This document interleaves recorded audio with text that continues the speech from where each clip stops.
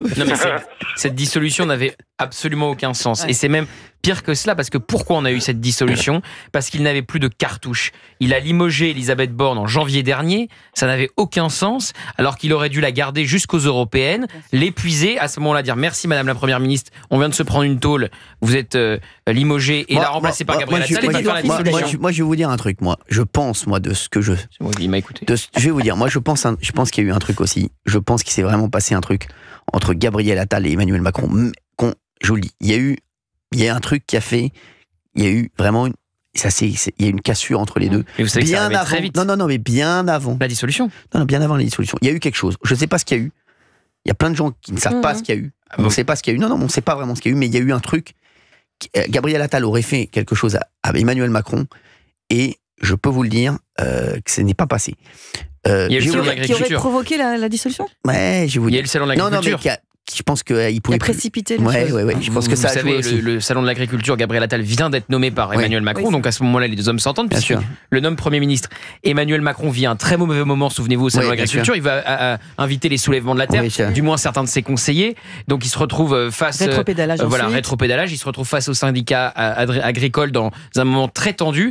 Et il y a sa fuite. Il y a Gabriel Attal qui est en train de regarder la séquence d'Emmanuel Macron en difficulté au salon de l'agriculture avec ses conseillers, avec quasiment du dédain pour le président de la République, et ça lui est rapporté, et c'est peut-être ce dont vous parlez. C'est une approche politique, Cyril. Et tu as raison, mais Gabriel Attal doit tout, absolument tout, à Emmanuel Macron.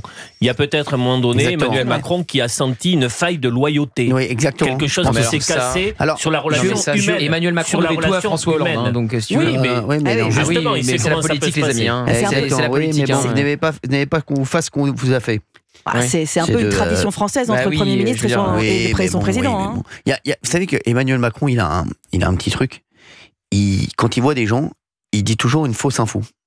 Et il a une tellement bonne mémoire qu'il arrive à savoir quelle fausse info il a dit à qui. Exact. Pour savoir si ça lui revient derrière et si la personne parle. Pas mal.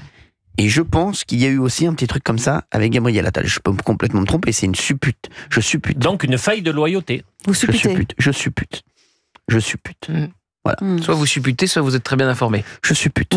Je suis très bien informé. Je suis un supputeur. Et sur une question politique, je suis un supputeur. Sur une question politique, je suis un supputeur.